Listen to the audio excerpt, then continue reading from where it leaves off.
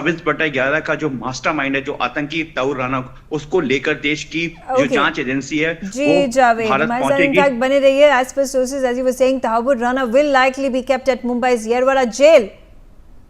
Okay, that's Pune's Yerwada jail, the same jail where Ajmal Kasab was also kept. Although Tahabur Rana will be brought to Delhi first, he is surely to be taken to Mumbai where he will be interrogated in Yerwada jail. So, Yerwada jail is where Tahabur Rana is going to be lodged after he is brought to Delhi and sent to Maharashtra.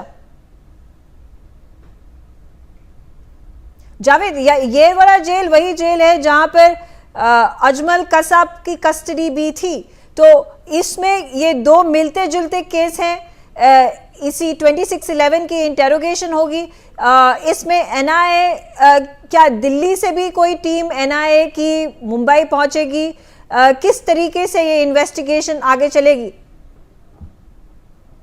देखिए, जो central agency NI की team है, जो एक team पूरी बनाई गई है, जो जो अमेरिका पहुंची है तौर राना को लेने के लिए, ये वही टीम है जो मुंबई के जो वकील है उज्जवल निगम, उनके साथ भी इन्होंने संपर्क किया था, क्योंकि उज्जवल निगम ही जो है इस पूरे केस को हैंडल कर रहे थे. 26/11 का जो ये आतंकी हमला था, इसको लेकर ही वो इस केस को लड़ रहे थे. तो जो तमाम जो डॉक्यूमेंटेशन है, जो इस केस में अब तक फर्दर क्या डेवलपमेंट रहा है इसमें, क्योंकि लश्कर तौबा और हुती का नाम सामने आया था. ये दो आतंकी संगठन जो है पाकिस्तान की खुफिया एजेंसी आईएसआई के साथ मिलकर तौर राना और डेविड कॉल हेडली ने जिस तरीके से एक पूरा ये साजिश रचा था मुंबई हमले को लेकर, जो साल 2008 में 26 नवंबर के दिन जो इस पूरे आतंकी हमले को जो शायद ही भूला जा सकता है, क्योंकि इसमें तकरीबन 150 से ज्यादा लोगों की जान गई थी और 300 के करीब लोग इसमें इंजर्ड हुए थे. कई ऐसे लोग हैं जिन्होंने अपनों को खोया है. इसमें कई मुंबई पुलिस के जो जाबाज ऑफिसर थे, इंस्पेक्टर थे,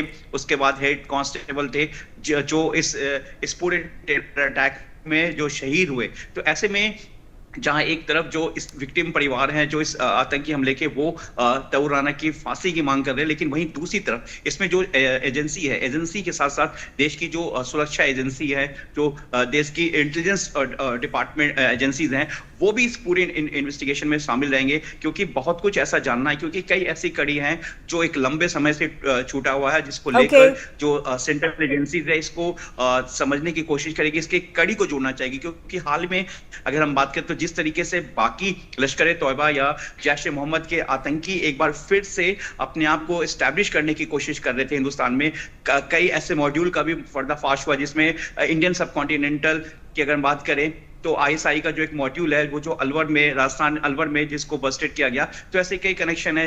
हाल ही में जिस तरीके से अभी एनआईए ने खुलासा किया है कि केरल के तर्ज पर राजस्थान में भी आतंकी संगठन जो है वो अपने आप को फिर से स्टैब्लिश करना चाह रहे थे. तो ऐसे में जो 26/11 का जो आतंकी हमला है, और उस वक्त से लेके अब तक जिस तरीके से लगातार आतंकी जो संगठन है, जो पाकिस्तान में बैठे लश्कर तौबा, हुती, जैश ए मोहम्मद जैसे कई बड़े संगठन है, हाफिज सईद है, जो लगातार कहीं ना कहीं हिंदुस्तान के लिए नापाक कोशिश कर रहा है साजिश को लेकर. तो ऐसे में जो 26/11 है वो हिंदुस्तान का वो जख्म है जिसे हिंदुस्तान कभी नहीं भूल सकता. और ऐसे में तौर राना, जिसने इसको लेकर पूरी तरीके से रैकी किया, उसने एग्जीक्यूट किया, लॉजिस्टिक सपोर्ट किया, और पांच दिन जब वो मुंबई में रुका था, उसके 5 दिन के बाद ये 26/11 आतंकी हमला हुआ, जिसमें कई बेकसूर लोगों की जान गई. इसमें किस तरीके से एग्जीक्यूशन हुआ, वो दिल्ली, मुंबई के अलावा दिल्ली, उत्तर प्रदेश के कई जगहों पर, हिंदुस्तान के दूसरे दूसरे राज्यों में भी उसने पूरी तरीके से अपने टारगेट का रैकी किया था. तो ऐसे में